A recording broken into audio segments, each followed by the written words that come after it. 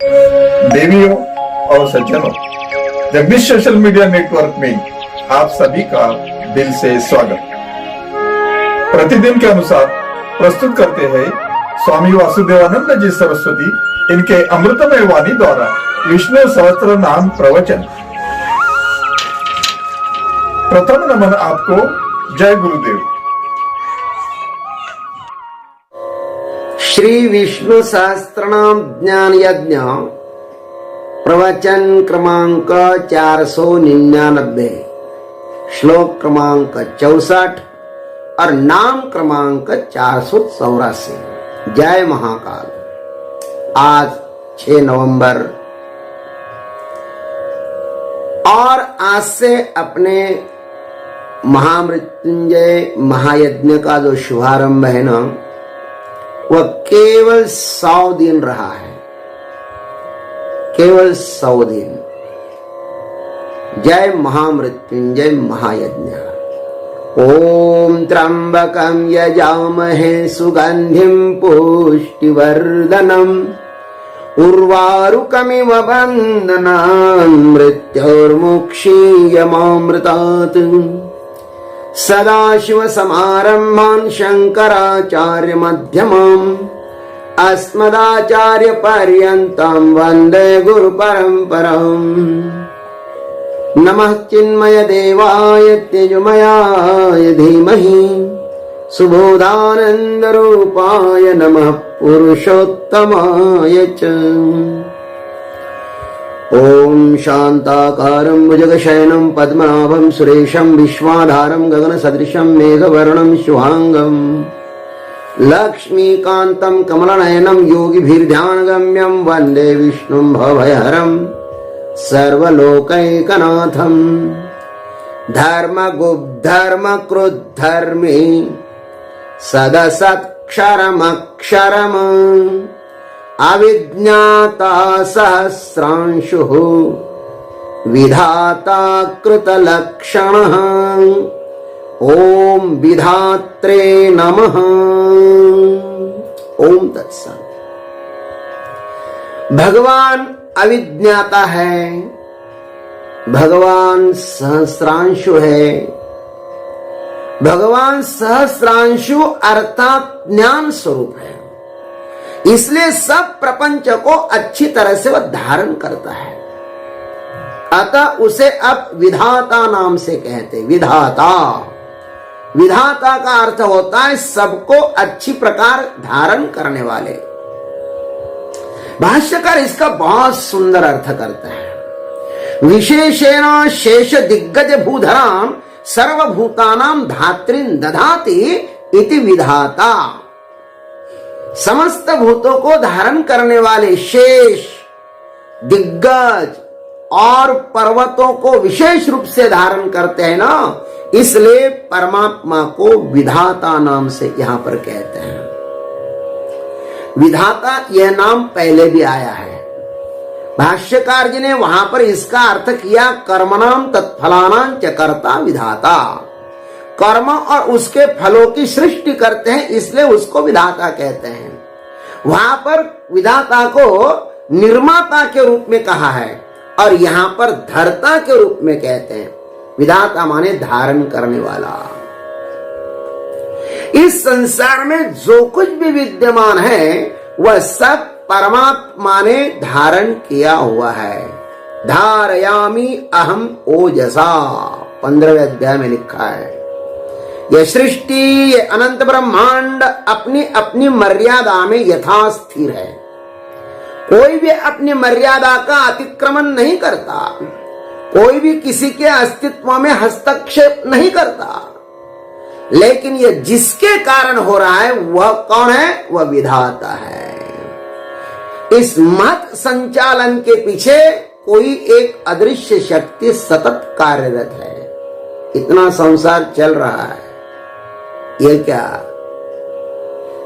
किसी बिना कर्ता के कारण चल रहा है क्या? ना ना ना ना, कोई तो उसका मालक है मेरे भाई।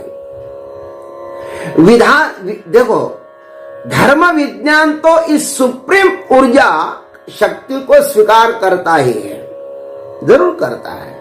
किंतु अब भौतिक विज्ञानवादी भी इसे स्वीकार करने लगी। कोई एक शक्ति है, भौतिक विज्ञानवादी भी अब स्वीकार करते हैं इस शरीर में से जब प्राण निकल जाता है तो कोई तो भी है जो निकल जाता है। अपने मिथ्या अहंकार के शिखर पर पहुंचा हुआ मेडिकल साइंस कोरोना महामारी के इलाज के लिए अब भी खाली हाथ ही है। इस कोरोना महामारी के विनाश का कोई भी उपाय अब तक उनकी पकड़ में नहीं आया है। 2 प्रकार की लसें उन्होंने निकाली है, लेकिन ये कोई उसका अंतिम निर्णय नहीं है।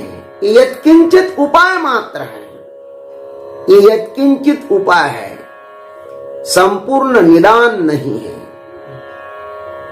लस लेने वाले को भी कोविड हुआ है और वे चले भी गए, ऐसे बहुत प्रमाण उपलब्ध है। हम श्रद्धावान लोगों का यह विश्वास है कि इस महामारी के पीछे भी उस विधाता का ही कुछ तो भी विधान है, क्योंकि यहां पर बिना प्रयोजन कुछ भी नहीं होता। एक पुष्प भी खिलता है तो उसके पीछे उसका कोई तो भी प्रयोजन है। इसलिए तो हम महामृत्युंजय महायज्ञ के द्वारा परमात्मा से इतनी ही प्रार्थना करते कि प्रभु बस हुआ, अब बहुत हुआ, अब आप इस कोरोना नाम के महामारी को समाप्त कर दें, बहुत होगा। कितना दिखा देंगे भाई आप, बहुत सारे लोग चले गए हैं। आप ही इसके मालक हो, आप अब इन सब पर करुणा कर लीजिए। साथ तो आपकी ही शक्ति कार्यरत है, गर्भाधारण से लेकर चिता धारण तक आपकी तो शक्ति कार्य कर रही महाराज। हम गर्भ में भी और चिता में भी असहाय अवस्था में ही होते हैं।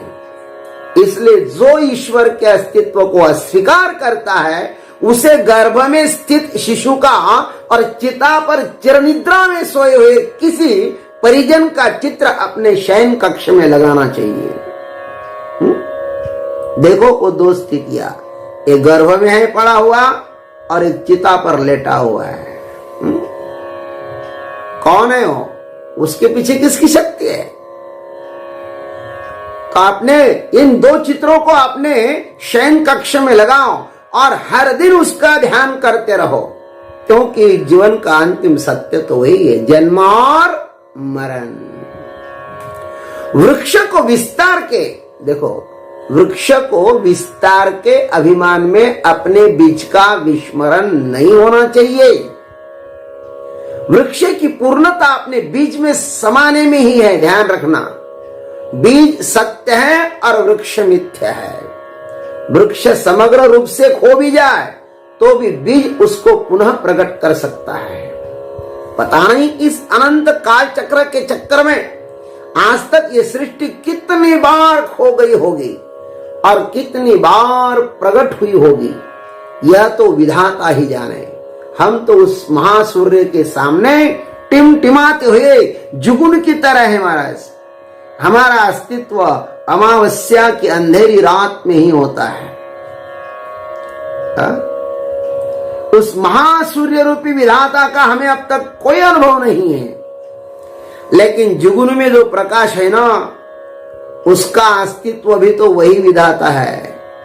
सृष्टि का प्रत्येक कण विधाता की सत्ता का स्वीकार करता है।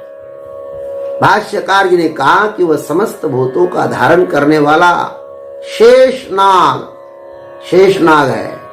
8 दिग्गज आदि वही बन गया है। ऐरावत पुंडरी को वामन कुमुदोंजन पुष्पदंत सार्वभौम सुप्रतीक दिग्गज।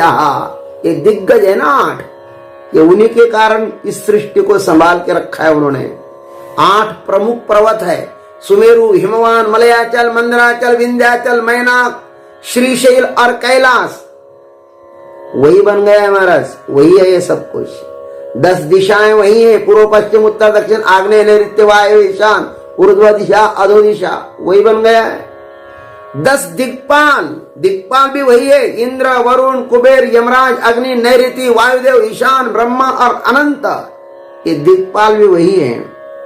ये विधाता इन सब का धरता है, इन सब को धारण करके इस सृष्टि को चला रहा है। वो इनको विशेष रूप से धारण करने वाला है महाराज, अर्थात वह सब आश्रयों का आश्रय है। इसलिए हमें भी इस परम आश्रय के आश्रय में ही अनन्य भाव से रहना चाहिए। इसमें ही हमारी भलाई है। अनन्य भाव से उसकी शरण में जाओ। यह चराचरात्मक संसार पराधीन है, अतः इसके आश्रय से रहने से आज तक किसी का भी हित नहीं हो पाया।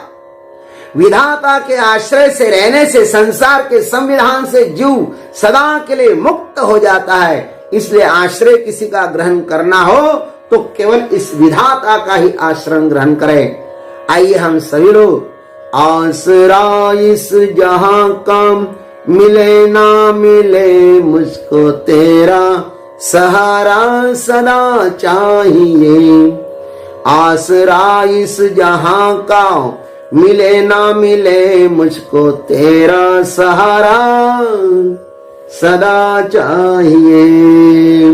ओम तत्सत। ओम जय गुरुदेव, जय जगदीश्वर, जय जय महाकाल। अभी आप सुन रहे थे स्वामी वासुदेवानंद जी सरस्वती इनके अमृतमय वाणी द्वारा विष्णु सहस्त्र नाम। प्रवचन का अगला भाग लेकर कल सुबह फिर प्रस्तुत होंगे। तब तक के लिए हरि ओम।